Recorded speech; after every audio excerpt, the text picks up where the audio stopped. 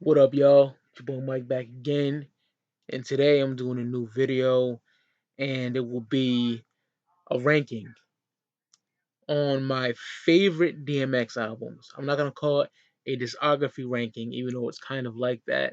It's just my favorite DMX albums because I never heard "Year of the Dog" again. I did hear one song off it recently. It's with Jadakiss and Styles P the Locks. It's called it's personal or some shit like that. Fire. Piff, crack, all that shit. I'm gonna check that album out. I didn't hear nothing good about it. That's why I didn't never peeped it. Real heads that I respected, like my nigga Ray, is doing a bid right now. May you do good and like get out soon, my nigga. Hopefully.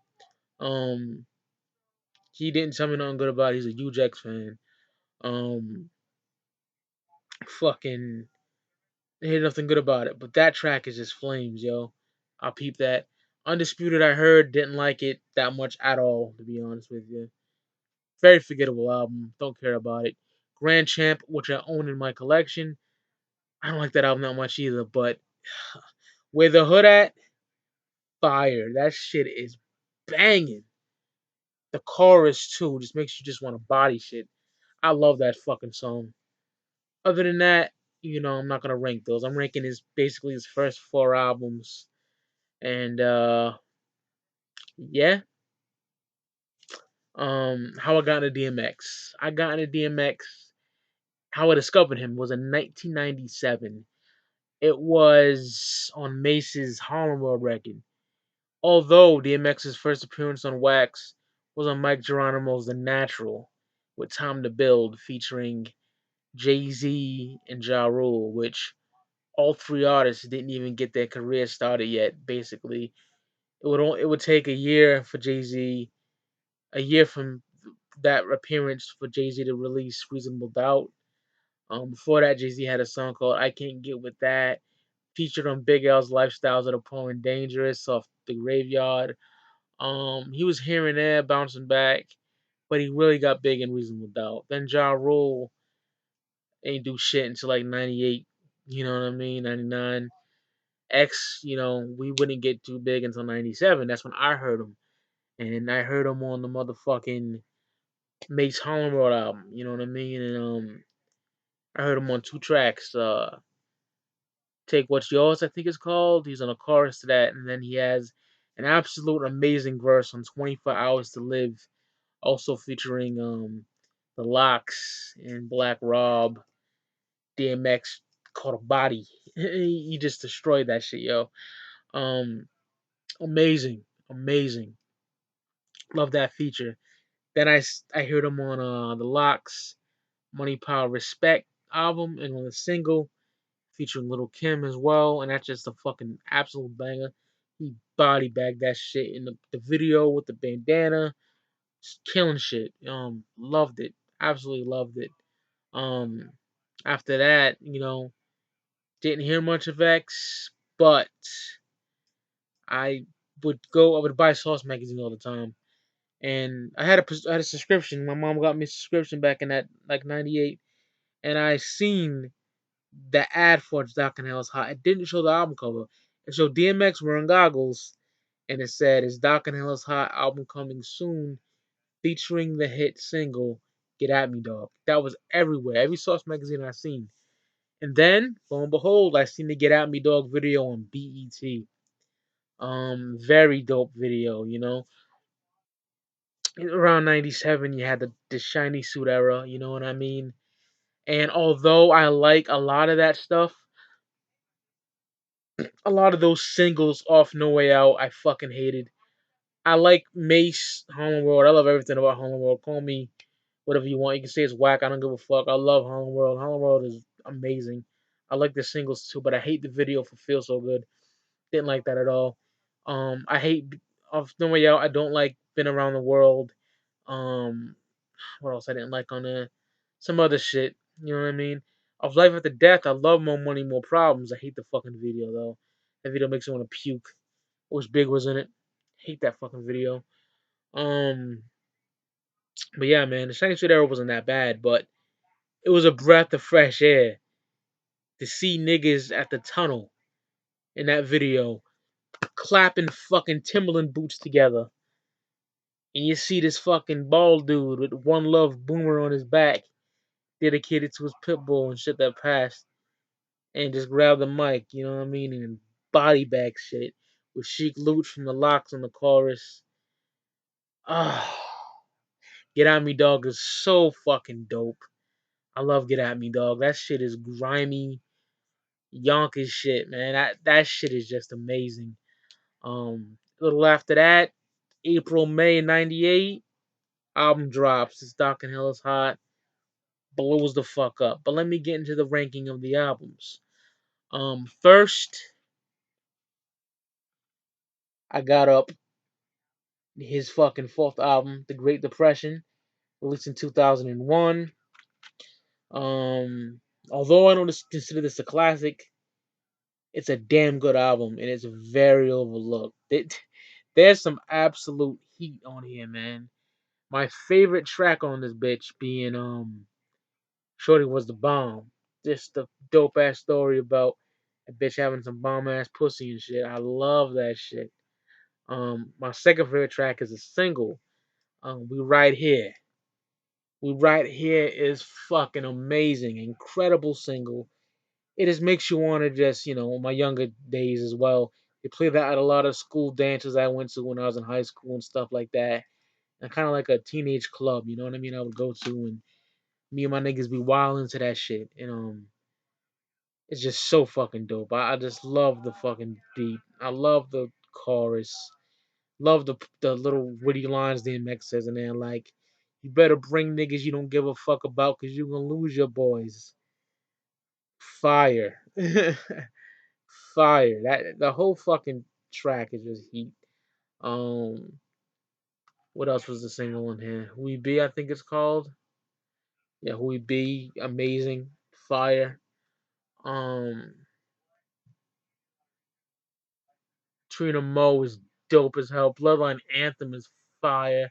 Damien 3 is so fucking dope. Fits well in the sequel. Um, it's great. There's some like, songs that I could do without on here, but for the most part, absolute fire. There's a fucking hidden track on here with DMX's new Bloodline clicking. Niggas are catching bodies left and right. If you appreciate real hip hop and real punchlines and dope fucking lyricism, that fucking hidden track on here, which I didn't hear in a long time, that shit is fucking fire. Piff. But this album is sickly. I fuck with it for the most part. Came out my freshman year of high school, got a lot of good memories with it. Um Wouldn't be as iconic as the first three, but I really, really like this, man. I really do. Especially We Right Here, man. Oof. I could play that all day long. So DMX, The Great Depression, 2001. Next, and then there was X, 1999. DMX's third release. Um, he was going through a lot before this came out. You wouldn't even know because it's quality shit. After the release of his second album, he was just smoking crack again. And DMX been on crack his whole life. You know what I mean? Damn near. Since he was like 14 or some shit like that. It's fucking nuts, you know? It's sad. It really is. And he relapsed. He didn't do crack on the first two albums. He relapsed after Flesh of My Flesh, Blood of My Blood was released. And started doing hella crack. And point where he was paranoid and he shot his uncle in the foot at the airport. All this crazy shit happened before this album came out, and it was just insane. But he got clean again, and he released this fucking masterpiece of an album. I love this shit. It doesn't get talked about enough. My favorite track on here is definitely The Professional.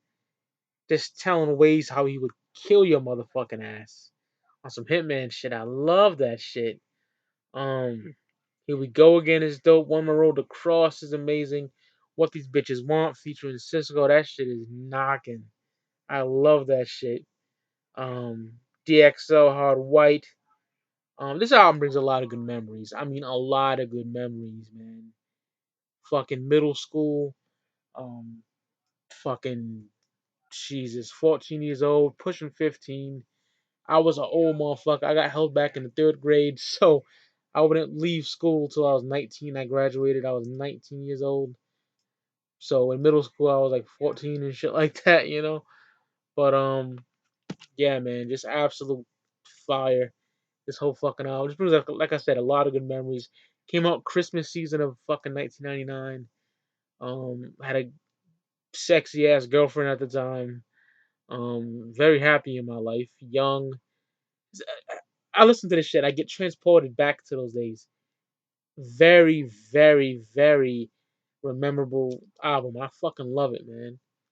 This almost was number two, man. That's how much I like this album. It's so fucking good. Um, yeah, man. DMX, and then it was X, 1999, absolute classic in my opinion. Party Up just shot him up to superstardom like a motherfucker. Um, what's the track that I fucking love? And he was a single too. What's My Name? Banging, banging. That shit is grimy as fuck too. Love the video. DMX, and then it was X, 1999. That's up on the ranking right there, man. So number two is X's second album, Flesh of My Flesh, Blood of My Blood, released in 1998. The second album he would release in 1998. Um, again, great memories of this album. I got this like around Christmas time as well. It was released. Amazing. This album is just perfect. I love everything about it, man. Everything about it. He was on fire. X was on fire, yo. Like I'll explain to you when I get to number one how much of an impact he had, but this shit is just amazing. Like everybody had this in my fucking school at the time. Everybody was bumping it in the projects. It was everywhere, man. My favorite track on here would be The Omen, featuring one of my favorite artists of all time, Marilyn Manson. Love that car, so fucking eerie and creepy, just evil shit. Ready to meet him too. When Swiss Beats was Swiss Beats, for that bells and whistles fag shit, I fucking hate that. But Swiss Beats was a fucking man. He was an amazing producer. He body bagged that beat. Ready to Meet Him is so fucking creepy and eerie. Title track is banging. Blackout featuring the Locks and Jay Z. Just punchlines galore. Love that track. We Don't Give a Fuck. Amazing. Amazing. Featuring having Jadakiss and Styles P of the Locks. Bring Your Whole Crew. When DMX has that memorable line. I got blood on my hands and there's no remorse. I got blood on my dick because I fucked the corpse. I'm a nasty nigga, you know? Oh, man, that's great shit. Slippin'. I wish Slippin' wasn't edited. It's edited for some fucking dumb reason. It's on all the copies. I don't know why it's like that. It shouldn't be. That's the only negative about this album to me. I like everything else. I like every single song. I grew up with this. I know it front to back. The artwork is incredible. The back, everything about this is just fucking great. DMX's second release, man, is just fire. Love this album to death. Can't say no much good things about it because it's basically just said everything what I love about it and stuff. 1998, Flesh of My Flesh, DMX, classic, classic, classic. And number one, y'all ain't know. Now you know. Y'all should have known. DMX, Stalking Hell is Hot, 1998. His first release. I was anticipating this shit because I heard him Harlem World on Mace Harlem World, those fucking features on there, and that Money Power Respect fucking shit.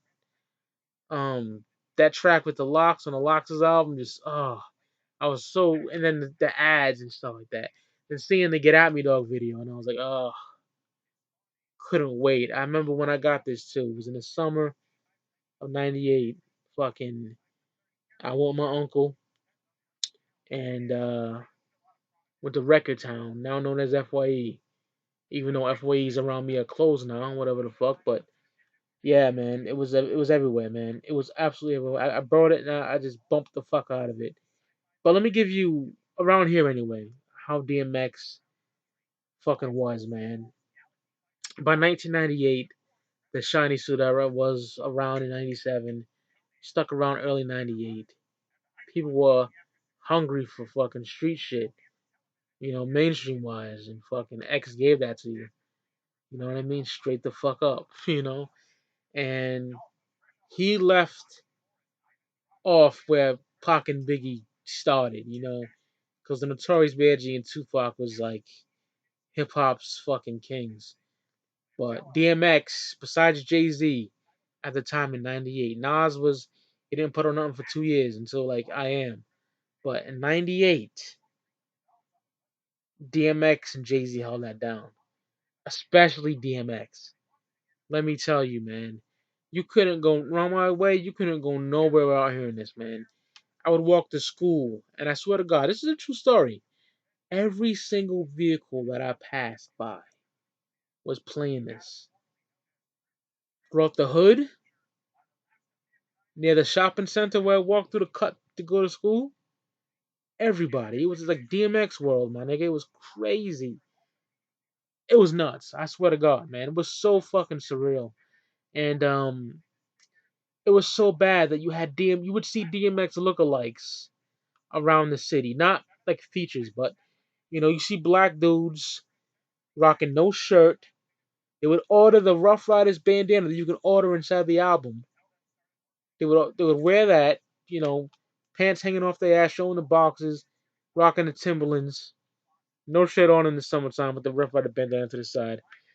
That's how fucking much X influenced the streets, and he was everywhere. Okay, he was a topic in throughout my whole school, everywhere. He was loved. That's what's so sad about his downfall. Impersonating to be a cop and all that fuckery. But I don't like to talk about that a lot. I don't like to talk about it because it makes me very sad. I'll keep it a buck. I'm a diehard DMX fan, and throughout my fucking, my childhood, well, teenage years, this came out. I was 13. My preteen to teenage years, X was like a childhood hero to me, man. And he was everywhere, as I said before, everywhere. You couldn't go nowhere without hearing this record. That's how much he impacted the shit. And my favorite track on here would definitely have to be. Oh, I had to toss up, man. Niggas done started something with the Locked and Mace. Woo! You thought Mace was soft, nigga? Think again. Body bag. They all body that shit. Um, Either that or fucking. Let's see, man. Stop being greedy, maybe. It's hard to pick a favorite song. I love everything on here. Look through my eyes. Let me fly. X is coming probably. Yeah, that and niggas done started something. Crime Story. I can feel it. The Phil Collins shit. He kind of samples that, and love the back to that too. So, this album is just amazing. How It's Going Down. I've seen that video a lot too. Great song. Only female song on here. It is fucking amazing. Love this album. A classic. Absolute classic. The whole album is just fucking great. Irv Gotti did some shit on here. Um, DNY, the Rough Riders, found him and got his career started. I forgot to mention that as well. But amazing. Classic album. I wish DMX nothing but fucking happiness and health. Hope his health, improves and stuff. I know he's going through a hard time right now. And for all the people that make fun of DMX for being on crack and just fuck right off. Yes, it's a shame. I think he did some stupid things, but the man ruled hip hop at one point. I have respect.